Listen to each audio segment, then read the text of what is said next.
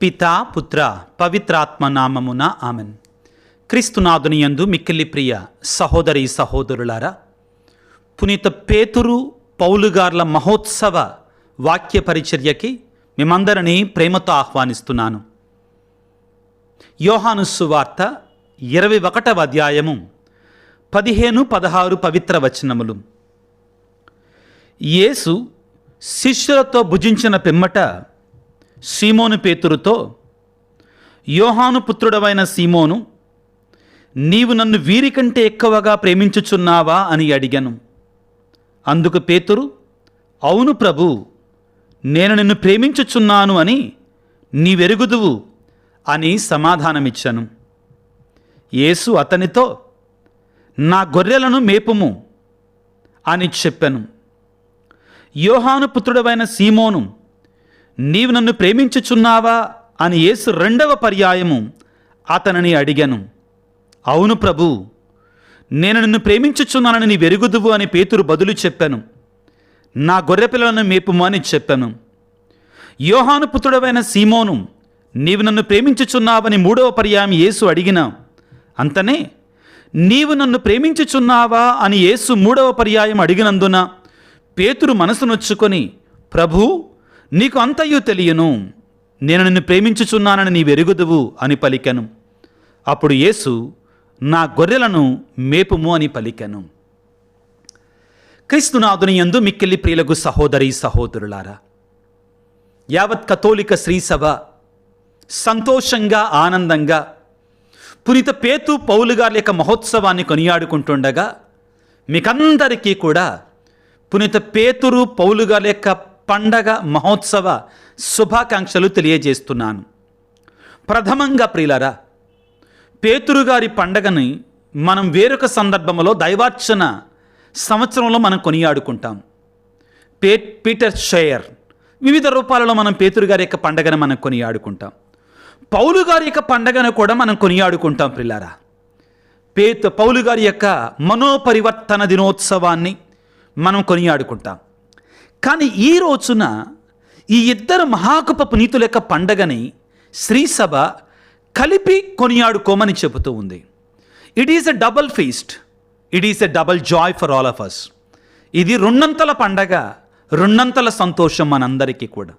కారణం ఏమిటి అంటే, శ్రీసభలో ఉన్నటువంటి ఐక్యతకి, ఏకత్వానికి, యూనిటీకి గుర్తు. ప్రియులారా, వీరిరువురు కూడా ప్రియులారా శ్రీసభకి 2 కళ్ళ లాంటి వాళ్ళు, 2 స్తంభాల లాంటి వాళ్ళు, 2 తలుపుల లాంటి వాళ్ళు, 2 చక్రాల లాంటి వాళ్ళు సైకిల్కి ఉన్నటువంటి.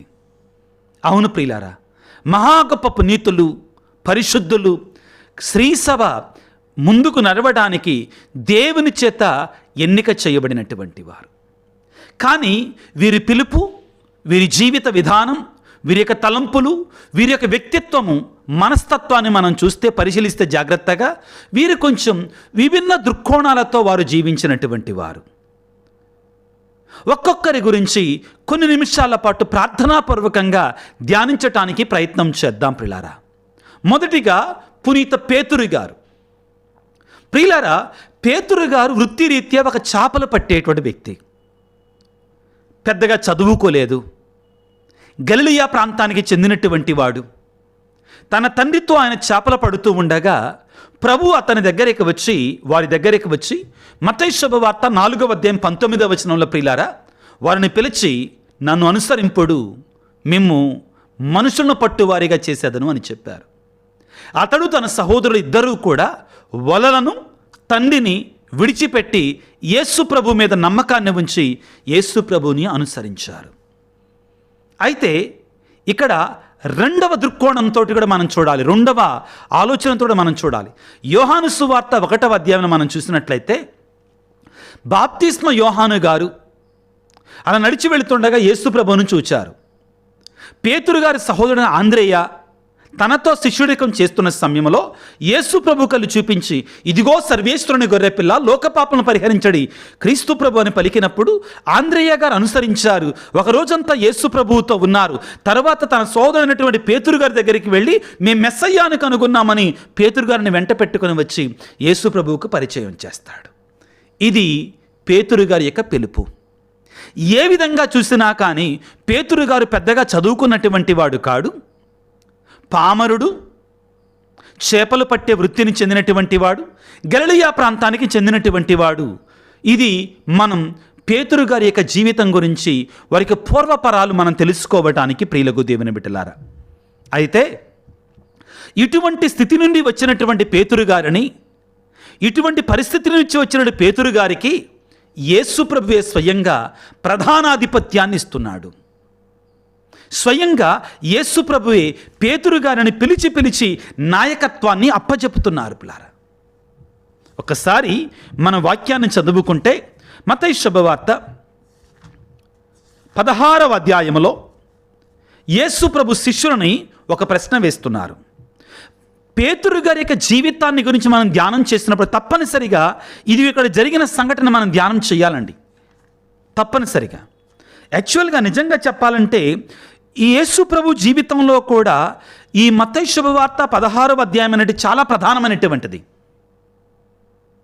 వాక్యాన్ని చదువుకుంటే మత్తయి శుభవార్త 16వ అధ్యాయం 13వ వచనములో యేసు ప్రభు శిష్యులందరిని అపోస్తులను దగ్గర పిలుచుకొని నా గురించి ఏమనుకుంటున్నారు ప్రజలు అని అడిగారు. శిష్యులలో ఒక్కొక్కళ్ళు ఒక్కొక్క సమాధానం చెప్పారు. ప్రవక్తలలో ఒకడు అనుకుంటున్నారు, ఏలియా అనుకుంటున్నారు, బాప్తిస్మ యోహాన్ అనుకుంటున్నారు అని ఒక్కొక్కళ్ళు ఒక్కొక్క సమాధానం చెప్పారు. కానీ ఆ సందర్భములో పరిశుద్ధాత్మ పూరితుడైనటువంటి పేతురు గారు నీవు సజీవ దేవుని కుమారుడైన క్రీస్తువి అని పలికాడు. మత్తయి శుభవార్త 16వ అధ్యాయం 16వ వచనములో అందుకు సీమోను పేతురు నీవు సజీవుడగు దేవుని కుమారుడైన క్రీస్తువు అని సమాధానమిచ్చాను. అక్కడ ఉన్నటువంటి వాళ్ళందరూ ఆశ్చర్యపోయారు. పేతురు గారి పండగను మనం చేసుకుంటున్నాం ప్రియులారా. అప్పుడు యేసు ప్రభు ఏమన్నాడంటే, యోనా పుత్రుడవైన సీమోను నీవు ధన్యుడవు, నీకు ఈ విషయములు తెలియజేసినది పరలోకమందున నా తండ్రియే కానీ రక్తమాంసములు కావు అని పలికి ఒక అడుగు ముందుకు వేసి ఒక పరిశుద్ధమైనటువంటి బాధ్యతని పేతురు గారికి అప్పచెపుతున్నాడు. నీవు పేతురువి, ఈ రాతి మీద నా సంఘాన్ని నిర్మిస్తాను. ప్రభు అంటున్నాడు నా సంఘం, దేవుడి సంఘమే, కానీ నిర్మించబడింది మాత్రం ఎవరి మీద? పేతురు మీద, పాపుగారి మీద. నరక శక్తులు దీనిని జయింపజాలవు. ఇది చాలా ముఖ్యమైన సందేశం ప్రియులారా. క్రీస్తు జీవితంలో, పేతురు గారి జీవితంలో, శ్రీసభ జీవితంలో పేతురు గారికి ప్రధానాధిపత్యాన్ని అప్పగించినటువంటి మొదటి పాపు గారికి ఆ ఆధిపత్యాన్ని, ఆ బాధ్యతని, దానితో పాటుగా ఆ శ్రమను అప్పజెప్పినటువంటి సందర్భం.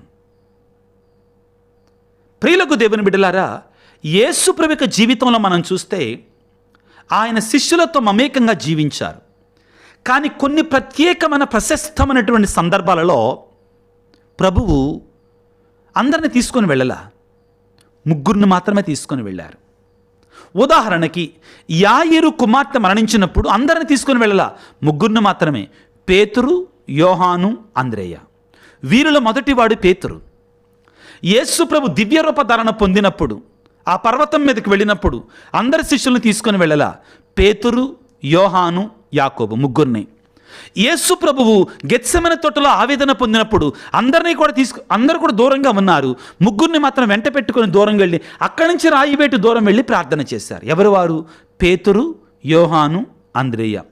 ఈ సందర్భాలలో మొదటి పేరు మనకు వినపడేది పేతురు గారి పేరే. ఇది దేవుని యొక్క సంకల్పం, దేవుని యొక్క ప్రణాళిక, దేవుని యొక్క చిత్తం. అయితే ప్రియులారా, పేతురు గారు మానసికంగా బలవంతుడా, దృఢవంతుడా అంటే మానవ రీత్యా ఆలోచిస్తే పేతురు గారు బలహీనుడే అని ఒప్పుకోవాలి. ఆయన ఏమంటారంటే ఇమ్మీడియట్గా రెస్పాండ్ అయ్యేటువంటి మనస్తత్వం అతంది. ఆయన ఏం చూసి కల్మషం లేనటువంటి వాడు, ఆయనకి ఏది అనిపిస్తే అది చెప్పేవాడండి. ఇట్లాంటి వాళ్ళకి సమస్యలు ఎక్కువ వస్తాయి, కష్టాలు ఎక్కువ వస్తాయి. ప్రియులకు దేవుని బిడ్డలారా, నా గురించి జనం ఏమనుకుంటున్నారంటే వాళ్ళు జనరల్గా ఆన్సర్లు చెప్పారండి. పేతురు గారు ఒక్కడే వ్యక్తిగతమైన సమాధానం చెప్పాడు. తర్వాత నేను చనిపోబోతున్నా అంటే వీళ్ళందరూ విడిచిపెట్టిన వాళ్ళతోటి ఎందుకు పేతురు గారికి? ఇక్కడే అతని స్వభావం. మనలో కొంతమందికి అట్లాంటి స్వభావం ఉంటుందండి. ఏమనిపిస్తే అది చెప్తుంటామండి మనం. పేతురు గారు వీళ్ళందరూ విడిచిపెట్టిన నేను విడిచిపెట్టను అన్నాడు.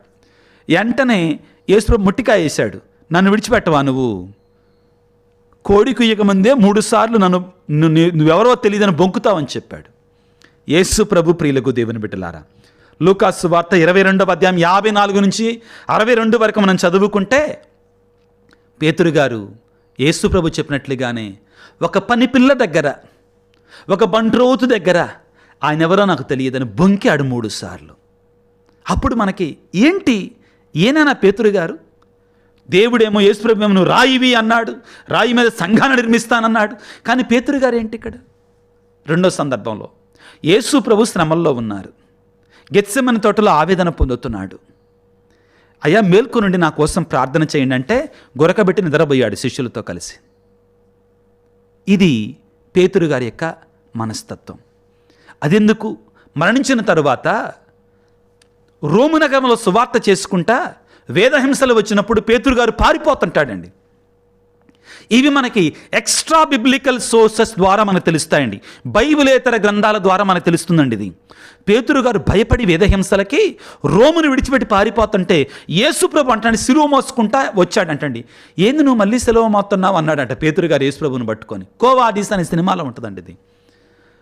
నా సేవకుడు పేతురు పారిపోతున్నాడు నా కోసం చనిపోవటానికి భయపడి అంటే పేతురు గారంట ఆయన కాళ్ళ మీద పడి క్షమాపణ కోరుకొని కన్నీరు మున్నీరుగా ఏడ్చి మళ్ళా తిరిగి వెళ్ళాడంటండి. ప్రియులారా, పేతురు గారు 3 సార్లు బొంకినా కానీ పశ్చాత్తాపడ్డాడు. కాబట్టే మనం చదువుకున్నట్టు వాక్యంలో లూకాసు వార్త 21వ అధ్యాయంలో ప్రియులారా 3 సార్లు తన విశ్వాసాన్ని బలపరిచాడు యేసు ప్రభు. పేతురు, నీవు నన్ను వీరికంటే ఎక్కువగా ప్రేమిస్తున్నావా? ఈ మాట చూడండి, వేరే వాళ్ళకి బాధ కలుగుద్దిగా. అయినా కానీ యేసు ప్రభు కావాలని కొన్ని సందర్భాలలో కొన్ని మాటలు వాడతారు. పేతురు, నీవు నన్ను వీరికంటే ఎక్కువగా ప్రేమిస్తున్నావా? ఎందుకనాలి యేసు ప్రభు ఆ మాట? కారణం ఏమిటి అంటే వారికంటే ఎక్కువ బాధ్యతను పేతురు గారికి అప్పచెప్పబోతున్నాడు యేసు ప్రభు. కాబట్టి మొదటి పాపు గారికి ఇతర శిష్యుల కంటే ఎక్కువ బాధ్యతను అప్పచెప్పబోతున్నాడు. ఆయన సంఘాన్ని నడిపించాలి. కాబట్టి పేతురు అన్నాడు, అయ్యా నీకు తెలుసయ్యా నేను నిన్ను ప్రేమిస్తున్నానయ్యి. ఈ పదములో ఏమి ద్యోతకమవుతుందో మనకు అర్థమవుతుంది పిల్లారా. అంటే అయ్యా నీకు అన్నీ తెలుసయ్యా, నా గురించి, నా బలహీనత గురించి, నీ గురించి నేను బొంకాను కూడా నీకు తెలుసయ్యా, నా స్థితి, నా పరిస్థితి నీకు తెలుసయ్యా. పేతురు గారి యొక్క పరిస్థితి ఎలా ఉంటుందో చూడండి. ఆ తరువాత ఒక్కసారి పరిశుద్ధాత్మను పొందిన తర్వాత అపోస్తుల కార్యాలు 2వ అధ్యాయం తర్వాత పేతురు గారు పేరే వినపడుద్దండి మనకి. చివరికి పౌలు గారు మారు మనసు పొందినా కానీ పేతురు గారి దగ్గరికే వచ్చాడు ఆశీర్వాదం పొందటానికి. ప్రియులారా, ఇదిగో పేతురు గారు శ్రమలు వచ్చినా బాధలు వచ్చినా కానీ విచారణ సభ ముందు శాన్హెడ్రిన్ ముందు నిలబడి మేము కొరడాలతో కొడతంటే యేసుప్రభు పేరిట మాట్లాడొద్దంటే మేము దేవునికి విధేయులం కావాలా, మీకు విధేయులం కావాలా మీరే నిర్ణయించుకోండి అన్నాడండి.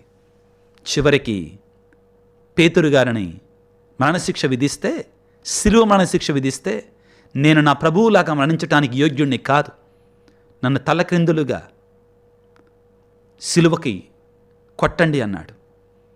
భయంకరమైన వేదనలు, శ్రమలు పొందాడండి. చెరసలలో వేయబడ్డాడు, కొరడాలతో కొట్టబడ్డాడు, హింసలు పొందాడు పేతురు గారు. చివరికి తన గురువు, తన దేవుడు, తన దైవంలాగా మరణించడం నేను యోగ్యుణ్ణి కాదు, తలక్రిందులుగా నన్ను సిలువ వేసి చంపండి అని చెప్పి ఆ విధంగా చంపబడి ఈనాడు పేతురు గారి దేవాలయం రోము నగరంలో వాటికన్ సిటీలో ఉన్నటువంటి అక్కడ ఆయన చంపబడ్డాడు. పిల్లారా, మనందరం బలహీనులమే. మన మనస్తత్వానికి పేతురు గారు అద్దం పడుతున్నారండి. మన మనస్తత్వానికి ఆయన ప్రతీకగా ఉన్నాడండి. అయినా కానీ ప్రభు మీద విశ్వాసాన్ని కోల్పోలా. ఈరోజు పేతురు గారి యొక్క మహోత్సవం రోజున ఆ దేవాది దేవుని వేడుకుందాం. ఆయన 2 లేఖలు రాశాడండి. విశ్వాసాన్ని విడవకండి. ఆ లేఖలలో సారాంశం ప్రియులకు దేవుని విడలారా, విశ్వాసాన్ని విడవకండి, దేవునిపై ఆధారపడండి. ఇవి 2. శ్రమలు వస్తాయి, బాధలు వస్తాయి, పేతురు గారు లేఖల్లో అంటాడు, పిల్లకు దేవుని బిడ్డలారా, ఇదిగో అనేక శ్రమలు మనం పొందుతున్నప్పుడు మన విశ్వాసానికి పరీక్షగా మనం భావించాలి. బంగారం కూడా పుటమ వేయబడదా, అదేవిధంగా మీ విశ్వాసం కూడా పరీక్షించబడాలి అంటాడు. పిల్లారా, శ్రమలు మనం పొందుతున్నప్పుడు దేవుని కొరకే మనం దీవించబడినటువంటి అదృష్టవంతులముగా మనం భావించబడాలి. ఎందుకంటే మనకు రాబోయే కృప గొప్పది అని అంటాడండి. ఇటువంటి గొప్ప పునీతుడు, అపోస్తులుడు, వేదసాక్షి, మొదటి పోపు గారు పిల్లార పేతురు గారు. ఇక పౌలు గారు జీవితానికి వస్తే పిల్లార పరస్పర విరుద్ధంగా ఉంటుందండి. మహాజ్ఞాని, బాగా చదువుకున్నటువంటి వాడు, అన్ని భాషల్లో పట్టున్నటువంటి వాడు, ఆ రోజుల్లో గ్రీకు, లతీను, హీబ్రూ భాషల్లో బాగా పాండిత్యం సంపాదించినటువంటి వాడు, గొప్ప వేదాంతి. యూద మతం మీద ఈగ వలన కానీ ఊరుకునే రకం కాదు. రోషము కలిగిన పరిసయుడు, యోధ మతం జోలికి వస్తే కత్తిని పట్టేటువంటి వాడు సౌలు. ప్రియులారా, గమాలియేలు ఆ రోజుల్లో యోధ మతానికి ఆయువు పట్టుగా ఉన్నటువంటి ఆ యోధ మతం యొక్క మెరకల్ లాంటి యూదులని ప్రియులారా దిద్దినటువంటి ఈ యొక్క గమాలియేలు దగ్గర విద్యాభ్యాసం పొందినటువంటి వాడు, మహాజ్ఞాని, పండితుడు. అటువంటి వాడు దమస్కు నగరానికి వెళుతుండగా యేసు చేత పట్టబడ్డాడు. ప్రియులకు దేవుని బిడ్డలారా, ఇదిగో మనందరం చదువుకుంటే అపోస్తుల కార్యాలు 9వ అధ్యాయం 1వ వచనం నుంచి 19వ వచనం వరకు మనం చదువుకుంటే, ఈ దమస్కు నగరానికి క్రైస్తవులను రాచిరంపాన పెట్టడానికి పెద్దల నుండి పత్రాన్ని స్వీకరించి క్రైస్తవులను చంపటానికి, చెరసాలలో వేయడానికి వెళుతుండగా యేసయ్య అతనిలో ఉన్నటువంటి ఫైర్ని చూశాడండి, అతనిలోని స్పార్క్ను చూశాడండి. నా కొరకై ఇతడు శ్రమలు పొందాలి, నాకు సాక్షిగా మార్చాడు. ప్రియులారా, ఆయన అన్యులకు సువార్తికుడిగా దేవుడు ఎన్నుకున్నాడు. ఎవరిని? పౌలు గారిని. ఇదిగో గలతీ పత్రిక 2వ అధ్యాయం 8వ వచనాన్ని మనం చదువుకుంటే, ఇతర జాతులకు, అన్యులకు నన్ను దేవుడు ప్రవక్తగా, అదేవిధంగా సువార్తికునిగా, అపోస్తునిగా పిలుచుకున్నాడు అని పౌలు గారి స్పష్టంగా చెప్తారు. పిల్లరా, ఆ తరువాత ఆయన పౌలు గారు చేసిన సువార్త ప్రయాణం, అలుపెరగని కృషి. మారక ముందు క్రీస్తు విరోధి, మారిన తర్వాత క్రీస్తు యొక్క యోధుడు, సైనికుడు. ఇక ఎవరికి లొంగేది లేదు. ఇంకా ఎంతవరకైనా వెళ్ళాడు. పిల్లరా, ఇక నేను జీవించిన క్రీస్తు కొరకే, నా యేసయ్య కొరకే అన్నాడు. ప్రియులకు దేవుని బిడ్డలారా, ఇదిగో 1 కాదు 2 కాదు 3 సువార్త ప్రయాణాలు చేశాడు. ఎక్కడికి ప్రియులగా? కొరింథుకు వెళ్ళాడు, ఏథెన్సుకు వెళ్ళాడు, ఫిలిప్పీకి వెళ్ళాడు, రోముకి వెళ్ళాడు, చివరికి గలతీల దగ్గరికి వెళ్ళాడు, కొలస్సీల దగ్గరికి వెళ్ళాడు, చాలా ప్రాంతాలకు వెళ్ళాడు. 3 సువార్త ప్రయాణాలు. ఆ సువార్త ప్రయాణాలలో కొంతమందిని తోడుగా ఉంచుకున్నాడు. మార్కు గారిని ఉంచుకున్నాడు, బర్నబాస్ గారిని ఉంచుకున్నాడు, సిలాసును ఉంచుకున్నాడు. ఎంతోమంది సహకారాన్ని తోడుగా తీసుకున్నాడు ఈ సువార్త వ్యాప్తి కొరకై ఈ పౌలు గారు. పిల్లారా, అలుపెరగని కృషి. తిండి నీళ్ళకు కూడా దడవలేదండి. లేకపోయినా పర్వాలేదు, నాకు భోజనం లేకపోయినా ఎన్నో శ్రమలు పొందాడు. కొరడా దెబ్బలు కొట్టించుకున్నాడు, చెరసాలలో వేయబడ్డాడు. అతను ప్రయాణం చేస్తున్న పడవలు ఎన్నోసార్లు పగిలిపోయాయి. తుఫానుకి, వరదకి ఆయన లోనయ్యాడు. అయినా కానీ సమస్తము క్రీస్తు మహిమ కొరకే అన్నాడండి. ఒక యోధుడు లేఖలు రాశాడండి, లేఖలు రాశాడు. ఈరోజు క్రైస్తవ సంఘం ఏ విధముగా ఉండాలి లేఖలు రాశాడు. 1 కాదు 2 కాదు 3 కాదు ప్రియులారా, లేఖలు రాశాడు. వివరణాత్మకమైనటువంటి క్లారిటీతో, స్వచ్ఛతతో, అందరికి అర్థమయ్యేటట్లుగా వేదశాస్త్రాన్ని ఆయన మనకు అందించాడు. ప్రియులకు దేవుని బిడ్డలారా, బాధలలో స్థిరంగా ఆయన నిలబడ్డాడు. 2వ కొరింథీ పత్రిక 11వ అధ్యాయం 23 నుంచి 28 వరకు ఆయన పడిన బాధలన్నీ పరంపరగా చెప్పుకుంటూ వెళతాడండి. 1 కాదు 2 కాదు 3 కాదు ప్రియులారా. అయినా కానీ దేవుడు నా పక్షాన ఉన్నాడు అంటాడండి. అయినా దేవుడు నా పక్షాన ఉన్నాడు అంటాడు. ఎన్ని శ్రమలు వచ్చినా దేవుడు నన్ను విడిచిపెట్టలేదు అంటాడు. ప్రియులకు దేవుని బిడ్డలారా, విశ్వాసములో ఆయన ధైర్యాన్ని చూస్తే మనందరికీ సుమాత్రక. ప్రియులారా, రోము నగరంలో సువార్తను ప్రకటించాడు. ఖైదీగా ఉండి ఆయన లేఖలు రాశాడు తెలుసా. చెరసాలలో ఉండి ఆయన చెరసాలలో అనుభవిస్తూ శ్రమలు అనుభవించుకుంటా సంఘాలను ప్రోత్సహించాడండి. మామూలు ఆయన కాదండి. ఆయన శ్రమలు పొందుకుంటా ఆయన చెరసాలలో బంధించబడి బయట ఉన్నటువంటి విశ్వాసులకు ప్రోత్సహిస్తూ 5 లేఖలు రాశాడు. మామూలు లేఖలు కాదండి అవి. ప్రియులకు దేవుని బిడ్డలారా, చివరికి క్రీస్తు కొరకే మరణించాడు. ఏ విధంగా? తిమోతికి రాసిన 2వ లేఖలో 4వ అధ్యాయంలో ఆయన కళ్ళారా చూశాడు తన మరణాన్ని. నా మరణం దగ్గరకు వస్తుంది, నేను మంచి పోరాటమును పోరాడితని, నా కొరకైనా పందె బహుమానం ఏచి ఉన్నది, జీవకిరీటము కొరకే ఎదురు చూస్తున్నాను. దడవల అదరని బెదరని మనస్తత్వం పౌలు గారిది. అవును, విశ్వాసంలో యోధుడు ఆయన, మహా గొప్ప పునీతుడు. పేతురు గారి లాంటి వాడే మన సహోదరుడు పౌలు గారు, గొప్ప జ్ఞానముతో నిండినటువంటి వాడని చెప్పినటువంటి వాడు పౌలు గారు. మరణం ఏ విధంగా? రోము నగరం బయట. ఆయన రోమియ పౌరసత్వాన్ని కలిగినటువంటి వాడు కాబట్టి సిలువ వేయటానికి వీల్లేదు. కాబట్టి అతనిని శిరచ్ఛేదనము గావించి కత్తితో నరికి చంపివేశారు. తన రక్తాన్ని ప్రభువు కొరకే, సంగమ కొరకే దారపోశాడు. తాను శ్రమలు పొందుతూ ఏమన్నాడో తెలుసా? క్రీస్తు శ్రమలలో లోపించినటువంటి దానిని పరిపూర్ణం చేయడానికి దేవుడు నాకు అవకాశం ఇచ్చాడన్నాడు. ప్రియులారా, పౌలు గారు ఇదిగో ఈనాడు ఇంత గొప్ప 2 వేద సాక్షుల యొక్క మరణాన్ని, పునీతత్వాన్ని, వేదసాక్షి మరణాన్ని మనం జ్ఞాపకం చేసుకుంటుండగా మనకేమి నేర్పిస్తున్నారు వీరిద్దరు కూడా? నీ విశ్వాసం ఎలాగా ఉంది? క్రీస్తులో నీ భక్తి ఎలాగా ఉంది? నువ్వు ఏ విధంగా జీవిస్తున్నావు? వారు క్రీస్తు యొక్క సువార్తను ప్రకటించారు, క్రీస్తు కొరకే మరణించారు.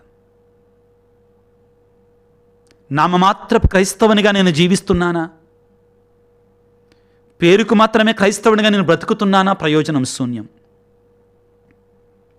పౌలు గారు ఒకానొక సందర్భంలో ఫిలిప్పీ పత్రికలో హెచ్చరిస్తారు, మీలో కొంతమంది క్రీస్తు శిలువకు శత్రువులుగా జీవిస్తున్నారు అంటాడు.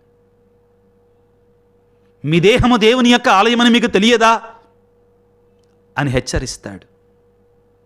వేడుకుందాం, ఈ 2 మహా గొప్ప పునీతులు వెలుగుచున్న కాగడాలంటాడండి యోహాను గారి దర్శన గ్రంథంలో. దేవుని యొక్క పీఠము సన్నిధిలో వెలుగుచున్న 2 కాగడాలు అంటాడండి. ఎవరు? వీళ్ళే 2 కాగడాలు. పునీత పేతురు గారి, పౌలు గారి మహోత్సవ సందర్భంగా దేవుడు శ్రీసభను భద్రపరచమని, కాపాడమని, దీవించమని, పెంచి పోషించమని ప్రార్థించి, పరిశ్రమించి, పాటుపడి, పనిచేసి సత్య సువార్తను బోధించే గురువులని, బోధకులను పంపించమని ఆ దేవాది దేవుని వేడుకుందాం. విశ్వాస సంగము కొరకై ప్రార్థన చేసుకుందాం.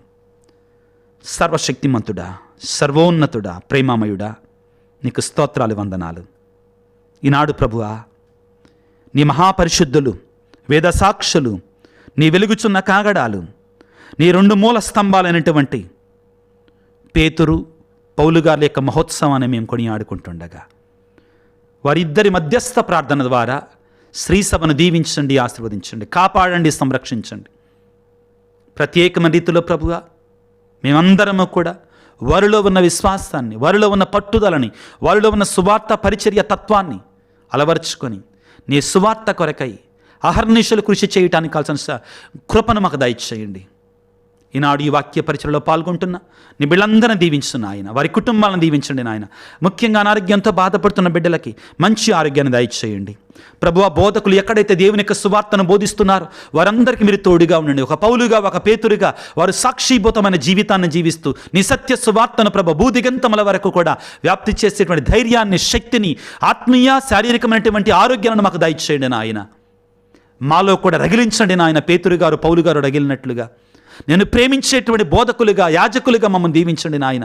నీ సంఘాన్ని ప్రేమించేటువంటి మంచి కాపురులుగా మమ్మల్ని దీవించమని, ఆశీర్వదించమని, పాపు గారిని, బిషప్ గారిని, గురువులని, బోధకులని, ఉపదేశకులను నాయన దీవించి ఆశ్రయించి కాపాడమని, మా కొరకు ప్రార్థించండి అని వేడుకుంటున్న బిడ్డలందరినీ కూడా దీవించమని మా ప్రభు అయిన క్రీస్తు ద్వారా వేడుకొనుచున్నాము తండ్రి, ఆమెన్. ప్రభువు మీతో ఉందురుగాక, మీ ఆత్మతో ఉందురుగాక. సర్వశక్తి గల సర్వేశ్వరుడు పిత, పుత్ర, పవిత్రాత్మ మిమ్ము మీ కుటుంబాలను చల్లగా దీవించి ఆశీర్వదించి కాపాడుదురుగాక. God bless you. దేవుడు మిమ్ము దీవించుగాక. ఆమెన్.